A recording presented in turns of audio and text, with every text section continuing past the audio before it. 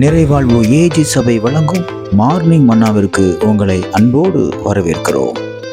கர்த்தருடைய பரிசுத்த நாமம் மகிமைப்படுவதாக. இந்த நாளில் உங்களை சந்திப்பதிலே மிகுந்த சந்தோஷம். எனக்கு அன்பான தேவ பிள்ளைகளை, நான் பேசுறதெல்லாம் படிச்சிருது, நான் சும்மா தான் சொல்றேன், அது அப்படியே நடந்துருது அப்படின்னு சொல்லி நீங்க உங்க பேச்சு, உங்க வார்த்தையை குறிச்சு ரொம்ப பயந்துகிட்டு இருக்கீங்களா? அல்லது எப்ப பார்த்தாலும் நெகட்டிவாவே பேசி பேசி நான் எதெல்லாம் பேசுறேனோ அதெல்லாம் என் வாழ்க்கையில் நடக்குதுன்னு பெரிய சந்தேகத்தோடு கூட இருக்கீங்களா? எனக்கு கர்த்தர் உங்க கூட பேசுகிறார். நீதிமொழியின் புத்தகம் 18வது அதிகாரம் 21வது வார்த்தை இப்படியாக சொல்கிறது: மரணமும் ஜீவனும் நாவின் அதிகாரத்தில் இருக்கும், அதின் பிரியப்படுகிறவர்கள் அதன் கனியை புசிப்பார்கள். நீங்க உங்க நாவில கர்த்தர் ஒரு அதிகாரத்தை கொடுத்திருக்கிறார். அந்த அதிகாரம் எப்படிப்பட்ட அதிகாரம் என்றால், நீங்கள் தேவனுடைய நாமத்தினாலேயோ அல்லது நீங்கள் எந்த காரியத்தை நாவினாலே சொல்லிக்கொண்டே இருக்கிறீர்களோ அவைகளை தேவன் நிறைவேற்றுவார். அதான் நாவில மரணமும் ஜீவனும் நாவினுடைய அதிகாரத்துல இருக்கு. எப்ப பார்த்தாலும் செத்துறலாம் நீங்க சொல்லிட்டீங்கன்னா என்னைக்காவது ஒரு நாள் பிசாசு உங்களை கொண்டு போயிடுவான், நீங்க செத்தே போயிருவீங்க. ஆனா சாகக்கூடிய நிலைமையில் இருந்தாலும் தேவன் எனக்கு ஜீவனை கொடுப்பார், நான் பிழைப்பேன், நான் உயருவேன், நான் மேலே வருவேன், கர்த்தர் என்னை வாழாக்காமல் தலையாக்குவார் என்று சொல்லி பாருங்கள். நிச்சயமாய் சொல்கிறேன், அந்த வேத வசனங்கள் உங்கள் நாவிலிருந்து புறப்படும் பொழுது அது ஜீவனாய் ஆவியாய் பட்டயமாய் கடந்து சென்று அது உங்களுக்குள்ளே கிரியை செய்கிறது. அது அப்படியே நிறைவேறுகிறது. எனக்கு அன்பான பிள்ளைகளே, தேவையில்லாத வார்த்தைகளை பேசாதீங்க. எதிர்மறையான வார்த்தைகளை பேசாதீங்க. உங்க பிள்ளைகளை பார்த்து எதிர்மறையான வார்த்தைகளை பேசாதீங்க.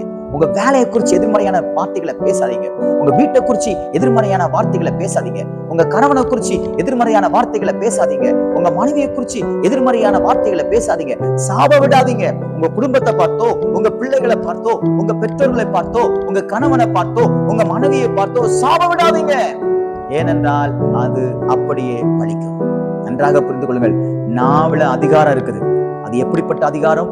சாவும் உங்க நாவல தான் இருக்கு, ஜீவனும் உங்க நாவல தான் இருக்கு, ஆசீர்வாதமும் உங்க நாவல தான் இருக்கு. ஆமென். பாருங்க, நீங்க தரித்திர நிலைமைக்கு மாறுகிறதும் உங்க நாவல இருக்கு, பரிசுத்தமா வாழ்றதும் உங்க நாவல இருக்கு, அசுத்தமா போகிறதும் உங்க நாவல இருக்கு. பரிசுத்தமான வார்த்தைகளை பேசும்போது நீங்க பரிசுத்தமாய் வாழ முடியும். அசுத்தமான வார்த்தைகளை பேசும்பொழுது உங்க சிந்தை, உங்கள் இருதயம், உங்கள் கண்கள் எல்லாம் அசுத்தத்தை வெளிப்படுத்தும். அன்பான தேவ பிள்ளைகளே, இன்றைக்கு ஒரு தீர்மானத்தை நம்ம கடந்து போக போறோம். எப்படிப்பட்ட தீர்மானம் தெரியுமா? ஆண்டவரே, என் நாவினால தேவையில்லாத வார்த்தைகளை நான் பேச மாட்டேன். என் நாவுக்கு கடிவாளம் வைங்க, என் நாவுக்கு பாதுகாப்பு வைங்க. தாவீது ஜெபம் பண்றாரு பாத்தீங்களா? என் நாவின் வார்த்தைகளினால உங்களுக்கு நான் துரோகம் பண்ணிடக்கூடாது. என் நாவின் வார்த்தைகளும் என் இருதயத்தின் தியானமும் உங்களுக்கு பிரியமா இருக்கட்டும். நீங்க தீர்மானம் எடுக்கிறீங்களா? தேவையில்லாத வார்த்தையை யார்ட்டையும் பேசாதீங்க. லூஸ் டாக்கிங் பண்ணாதீங்க. ஆமென். அவங்க அப்படி பேசுறாங்க, நானும் இப்படி பேசுறேன், நோ, எனக்கு அது தேவை இல்லை என்று நீங்கள் இருப்பீர்கள். கர்த்தர் உங்களை நிச்சயமாய் உயர்த்துவார். நீங்கள் அதனுடைய கனிகளை புசிப்பீர்கள். நீங்கள் அதில் வாழ்ந்து சுகமாய் இருப்பீர்கள். ஆகையால் இந்த நாள் உங்கள் நாவின் அதிகாரத்தை நன்றாக வேத வசனத்தை கொண்டு பயன்படுத்துகிற நாளாக, ஆசீர்வாதங்களை பெற்றுக் கொள்கிற நாளாக தேவன் மாற்றி கொடுப்பாராக. God bless you.